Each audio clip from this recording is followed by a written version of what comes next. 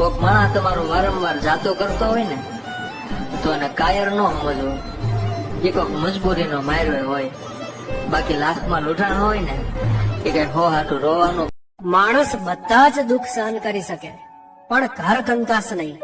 એટલે જ તો કોઈ કીધું છે ને કે દુનિયાનો થાક ઘરમાં ઉતરી જાય પણ ઘરથી થાકેલા માણસનો થાક દુનિયામાં ક્યાંય ના ઉતરે. જય માતાજી.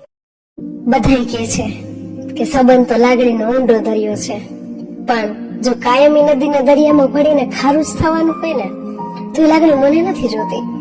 તો એ ખારા દરિયા કરતા એક ખાબોચિયું બનીને હુકાઈ જવું મને વધારે ગમશે.